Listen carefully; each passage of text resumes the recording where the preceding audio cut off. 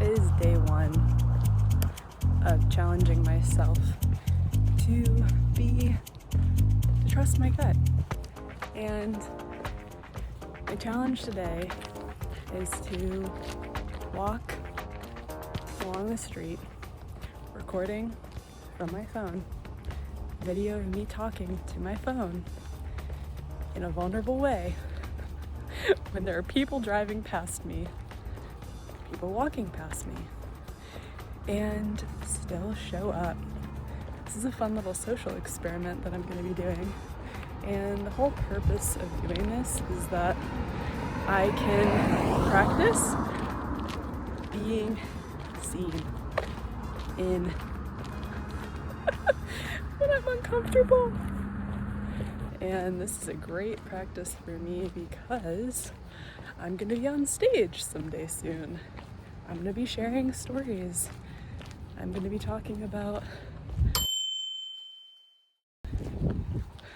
scary things, or like perceived scary things. Like, I'm not saying scary as like I'm going to talk about horror stories scary. Like scary as in it's perceived by me that is a scary thing to experience.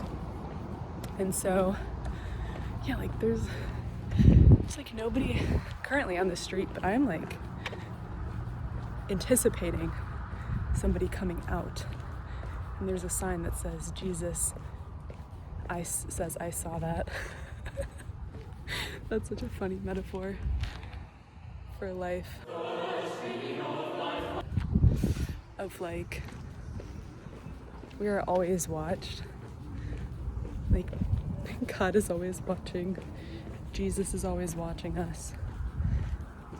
But what are we afraid of? But there's like this feeling of doing something wrong. Like even though I'm not doing anything wrong by having my phone up here, hello random stranger, you know, like I'm not doing anything wrong, but there's this fear that comes through of I don't want to be seen doing something silly or that other people question. But in order to be the leader that I am here to become and to stand in that light, I need to practice showing up when it's hard, showing up when it's uncomfortable. And that's one strategy of how you push through your own fears and limitations. Because we all have a story around something, like we give meaning, we give a story to a situation in our life. So I have given me doing this, or have in the past, maybe it's shifting, I've given this a meaning of this is uncomfortable, this is scary, this is hard, people will think I'm weird by doing this. That's the story that I've had. That's also not the story that I want to continue to carry, because I know it's holding me back and my arm's getting tired, so I'm like, ugh. I know that if I don't do this, I think about all the people that I'm never going to help because I was too afraid to be seen, and that'd be such a disappointment. So something that helps me push through fear is allowing myself to be seen. Wait, what did I just say there? No. What helps me push through fear is, one, remembering times that I've been brave and courageous in the past and how it actually wasn't as bad as I thought it was. So remembering those times and saying, oh, if I can do it then, I can do it now. Secondly, it's realizing that the cost of me staying where I'm at, stuck in this fear, is far worse than the perceived danger, threat of doing the thing that I'm afraid to do. And if you're watching this, you probably have some fears of your own. And you've probably also realized through lived experience that your fears aren't actually as scary as you thought. or the thing that you're afraid of isn't as scary as you thought it was going to be. So I challenge you to do something that you're afraid of today.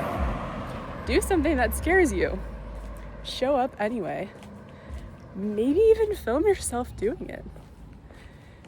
And maybe you'll get a really good arm workout in the process. Now I gotta film another video on my holding my phone with my right arm to even this out, maybe. And you'll never know until you try. So comment on this video. Send me a video of you doing something uncomfortable for accountability if you want, if that would help.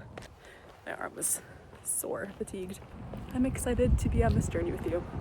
I'm gonna continue for like the next maybe 30 days doing something uncomfortable, or just learning new ways to trust my gut. And what does that look like? I don't know yet, but I'm starting right now. So thank you for being here and wish me luck. Okay, P.S. We have switched arms. I was watching the video back and I was like, I am so in my head. I am speaking from my head the whole time. So I'm gonna do a little exercise here to show you the difference between speaking from my head and speaking from my heart. You just watched me speaking from my head. Speaking from my head, that sounds so strange.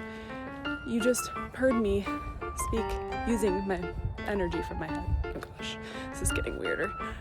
Now just see what happens when I tap into my heart. Okay, so I'm gonna do that right now. Just placing one hand on my heart.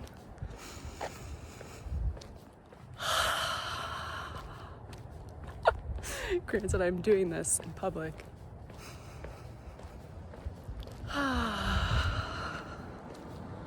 Okay, I'm connected to my heart now. Oh, the sky is so pretty. Wow, look at the sky. Isn't that nice? Wow, I already feel so much calmer. Just grounding into my heart there for a moment. And you notice that didn't take very long.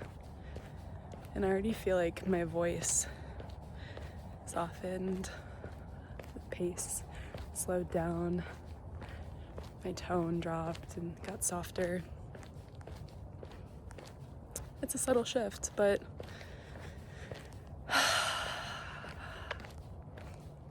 yeah.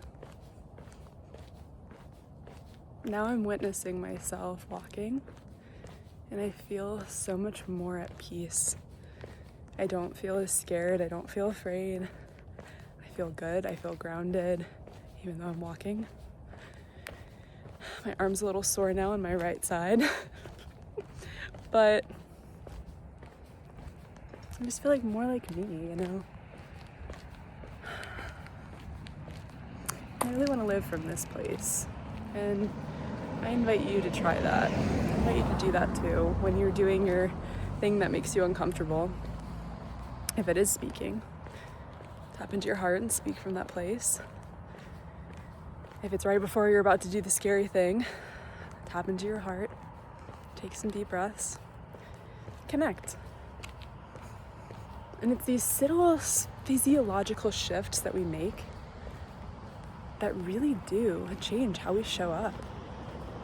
And Tony Robbins talks about the 3 steps towards shifting your life. And I think that's what this framework is about. But it's, you want to change your state first.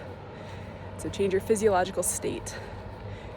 Get inspired or get more energized or tap into your heart, for example.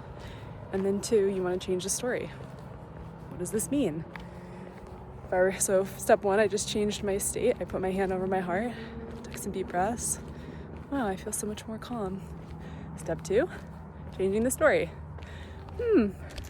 Walking and talking. That's not that scary, actually. I actually feel very calm doing this, and I'm enjoying this experience. It wasn't that scary. And look at that. Nobody came out and was like, look at that girl, look what she's doing. She's so weird, she's so cringe. Nobody did that. Change the story. And step 3 is to change the strategy. So the strategy that I'm changing is that I'm going to continue to show up and push through the fears, lean into them, and just see what happens. So it's about being consistent and doing things with repetition over time is where the change really gets to anchor in and solidify. So here we are. Until next time.